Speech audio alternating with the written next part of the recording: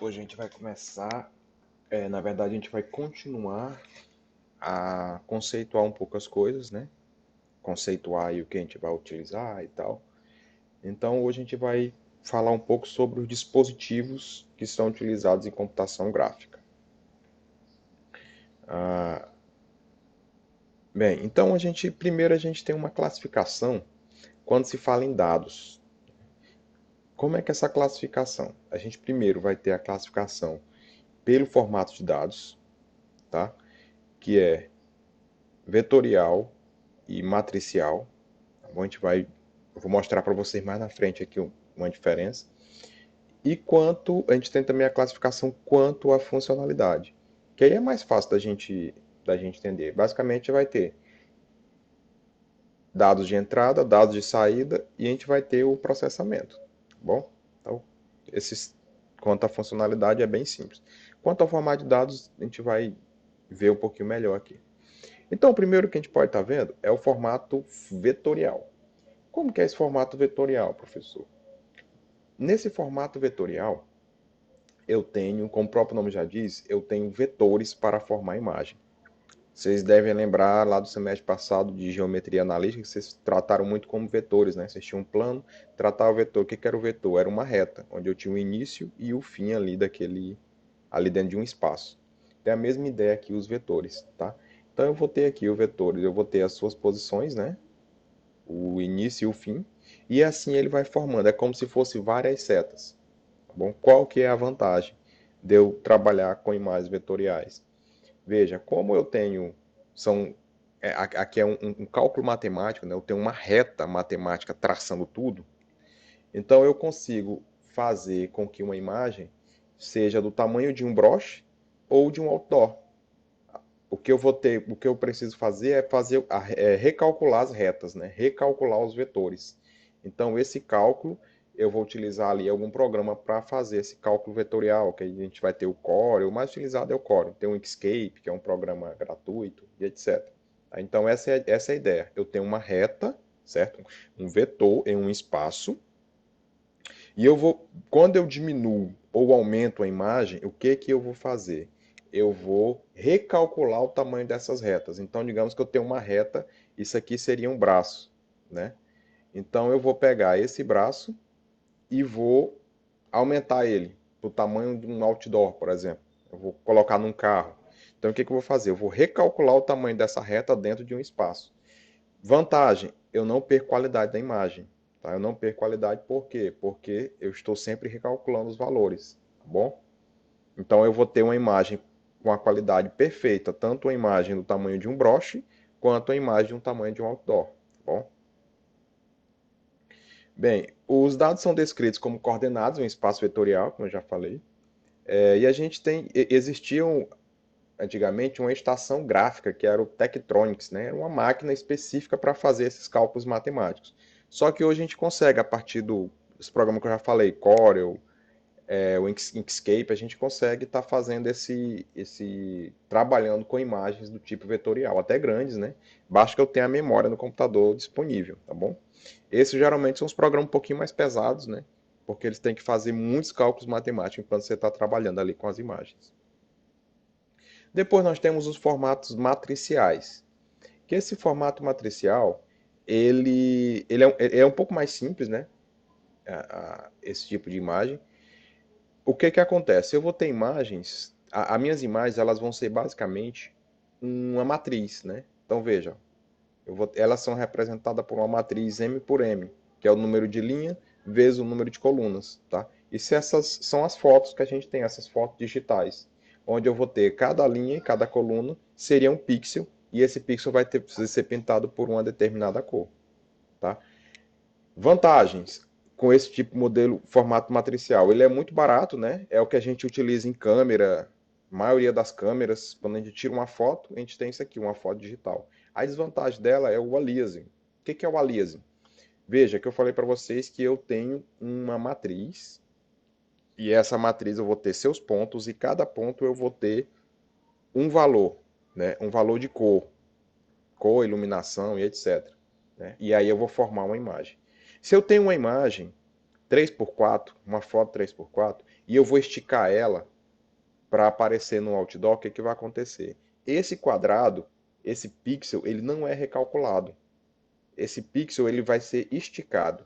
Então daí você já deve ter visto, às vezes a gente vai trabalhar com a imagem e eu começo a aumentar ela e ela começa a desfocar. Ela está desfocando por quê? Porque aquele pixel ele está sendo esticado, certo? Então essa é a diferença das duas imagens, tá bom? Aqui nessa disciplina nós vamos trabalhar com as duas. A gente vai iniciar com a vetorial e depois a gente vai fazer, no segundo bimestre, a gente vai trabalhar com a imagem matricial, que é o que a gente chama de processamento digital de imagens, tá bom?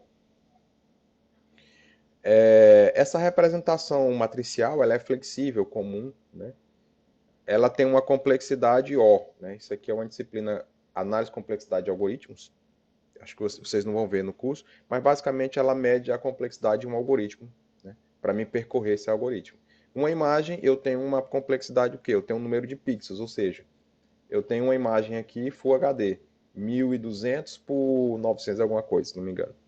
Então, para mim percorrer toda essa imagem, eu tenho que andar todos os pontos, todas as linhas e todas as colunas dessa imagem até chegar no final, de cima para baixo, né? De cima para baixo. Aqui, de cima para baixo. Se você começa a fazer muitas operações nessas imagens, você vai perdendo a precisão dela. Você vai fazer uma rotação, a escala que eu acabei de falar para vocês, né? Eu aumentei a imagem, eu vou perder qualidade, né? E existem algumas técnicas, né? Que é o anti-alias, tem diversas técnicas que elas são muito implementadas. Esse conteúdo aqui ele é muito implementado em hardware e nas câmeras, né? Por exemplo, hoje tem uma briga muito grande entre empresas, né, de smartphone, tipo Samsung, Apple, não sei o que e tal. Então, quando eles começam a fazer, tipo assim, você pega uma câmera que é melhor do que a outra, além do dispositivo, lente, etc., mas hoje o que mais está tá diferenciando essas câmeras é o algoritmo que elas utilizam, né? Você pode ver que às vezes a gente tira foto com o Samsung, ele parece que lhe dá uma limpeza na imagem, né, no rosto da gente, etc. Já a Apple ele já traz uma iluminação diferente. Então isso tudo são os algoritmos que são técnicas para lidar com essas imagens, para tentar melhorar ali essa forma matricial. Então a representação matricial é dessa forma. Eu tenho uma matriz, linhas e colunas, e eu vou pintando. Aqui é uma foto monocromática, né? Então, ou ela é branca ou ela é preta. A gente vai ver mais na frente que as imagens, os tons de cinzas, as imagens coloridas, cada pixel desse eu tenho diversas informações, né? Basicamente, a gente vai ter, quando a gente está falando de uma imagem colorida, que a gente chama de RGB, cada quadradinho desse aqui, eu vou ter três informações, que é R, que vem de red, G, que é o green, e o B, que é o blue. Então, basicamente, eu vou ter uma informação vermelho, RG, green e azul. Então, vermelho, verde e azul. E existe ainda uma quarta informação que nem todas mais estão presentes, que seria a camada alfa, que é eu escurecer ou esclarecer ali aquela imagem. Então, essa é basicamente assim, né? Então, a gente vai ver aqui na disciplina, a gente vai abrir uma imagem e vai estudar dentro os dados que estão ali dentro daquela imagem, tá? Então, beleza. Diante desses dois, a gente existe o que a gente vai chamar de conversão. O que é conversão? Eu tenho uma imagem vetorial e eu quero transformar ela em matricial. Eu vou chamar de rasterização. Por quê? Porque você vê, eu tenho aqui uma imagem ali feita no Corel, que ela é toda cheia de pontos, só que meu dispositivo não vai ver isso. Eu vou colocar aqui na tela de um celular. Então ele vai rasterizar, ele vai pegar aquela imagem e vai meio que transformar ela numa imagem matricial. E o contrário é um pouquinho mais complexo, né? Que você tem ali uma imagem que ela é matricial e você vai fazer transformar ela em vetorial. Aí a gente faz o que é chamado de segmentação.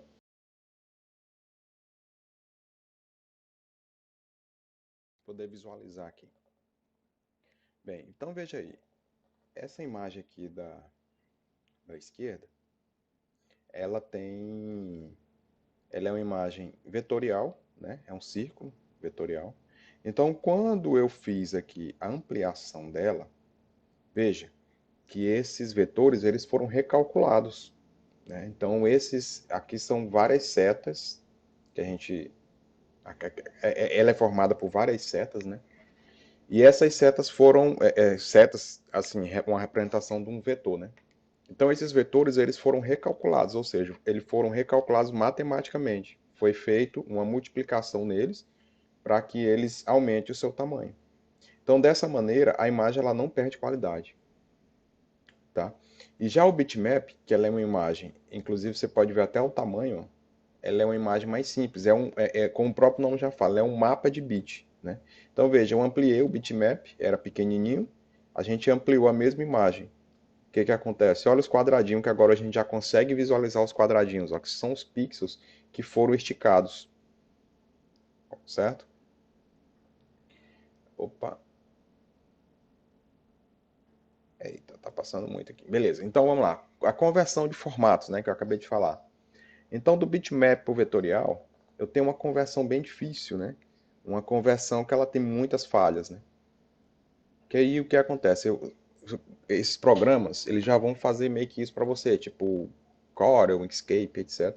Aí o que que ele vai fazer? Ele vai tentar traçar, verificar as bordas, né? Principalmente a diferenciação de borda de cor e de iluminação, e ele vai tentar traçar os vetores, ó. Então aqui é um resultado de uma tentativa de trazer uma imagem de bitmap, né, uma imagem .png para uma imagem .svg ou .cdr, que é a extensão do código. Então ela geralmente ela perde um pouco de cores, né? Aqui para o processo inverso. Eita, esse negócio está passando muito, hein? Bem, vamos ver. Aqui. Certo, o processo inverso. Aqui eu tenho, desse lado aqui eu tenho uma imagem PNG, certo? E eu vou fazer o processo inverso aqui. Então eu trouxe aqui os vetores, ó, tá? Ele vai, é como se fosse um formato de compressão, né? O mapa de bit que eu estou falando para vocês, ele é esse aqui, ó. Olha aqui em cima, eu tenho do lado seria o meu monitor, certo? E aqui do lado esquerdo eu vou ter o que a gente pode chamar de memória de imagem, é os dados da imagem, certo? Então cada número aqui, ó, 0101, ele representa um pixel lá na imagem, tá? E aqui um outro exemplo de uma ampliação de imagem, né? Eu ampliei a imagem e ela desfocou toda, né? Os pixels foram esticados. Tá? Beleza. Quando se fala em dispositivo de entrada, né, a outra classificação que a gente tem, aí é bem tranquilo, né? Dispositivo de entrada, mouse, teclado, tablet, joystick, o que seja, qualquer que seja o dispositivo que eu vou estar colocando informações dentro desse do computador, aqui do meu sistema, eu vou chamar de dispositivo de entrada. Depois nós vamos ter o dispositivo de saída, né? Que é qualquer dispositivo que eu vou trazer as informações, né? Que eu vou visualizar as informações. A gente tem os monitores, a gente vai ter CRT, LCD, plasma, LED. Hoje em dia a gente já tem OLED e a tecnologia está aí ao infinito, né? Temos as impressoras também, né? Jato de tinta, laser, impressora de impacto e etc. Né? Então, esses são os dispositivos de saída mais utilizados, tá? Os monitores, eu trouxe aqui uma taxonomia aqui um pouco deles, né? Vocês darem uma lida, mostrando um pouquinho da diferenciação do LCD, plasma, da nova tecnologia agora que é o OLED, que chega até uma resolução de 4K, né? Ah, então tá aqui 4K, a gente tem os monitores aí de 8K também.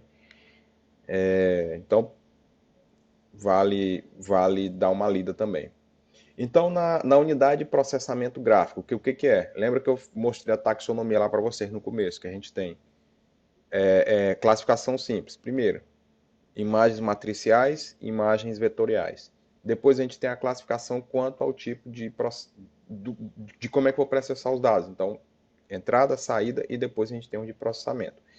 Por processamento, em computação gráfica, a gente a gente, até que na disciplina que a gente não vai chegar a estar trabalhando com gráfico pesado, mas se utiliza quando vai trabalhar um hardware especializado, que são as GPUs, mais conhecidas como placas de vídeo, né? Que a gente vai lá, compra a placa de vídeo, o que é a placa de vídeo? Basicamente, ela é um hardware, uma placa que ela é específica para rodar os gráficos, né? Então, qual que é a vantagem? Eu consigo ter um processamento gráfico muito melhor. Por quê? Porque eu vou abandonar o processador, né? O processador ele vai aliviar ali, ele vai estar trabalhando com outras tarefas, né? Tarefas normais dos sistemas operacionais. E quando ele precisar trabalhar com gráfico, aí assume esse dispositivo específico, né? Que ele é específico para trabalhar com gráfico. Essa questão que a gente viu agora de eu estar aumentando e ele estar fazendo cálculos e mais cálculos, ali são milhões de cálculos para a gente estar aumentando ou diminuindo a imagem. Né? Então aí a gente já vai, com processamento gráfico específico, a gente já vai estar dando uma aliviada para o processador. Né? Então é muito utilizado hoje para jogos. Né? Então, jogos, a gente sabe que esses jogos hoje têm um gráfico muito pesado, né? É um 3D muito rebuscado e etc. Então, o jogo não roda se você não tiver uma GPU específica, né? O jogo ali, às vezes você quer rodar, só o processador ele não vai conseguir executar aquele processador. E geralmente também uma característica interessante é que as placas de vídeo ela vem com a memória RAM já específica, né? Ou seja, além de ela estar aliviando a sua CPU, ela vai aliviar a memória RAM do seu computador. Então você tem ali, você vai ter uma maior banda de memória. Tudo que se tratar de gráfico vai ser executado nessa unidade de processamento gráfico, né? Na placa de vídeo. Como é que funciona esse tipo de sistemas? Bem, a gente vai ter aqui o primeiro, uma arquitetura simples, né? Que eu vou ter aqui o barramento, né? Que é a placa-mãe. Na placa-mãe, a gente vai ter a CPU, que é a unidade de processamento, ok? Os periféricos, mouse, teclado e etc.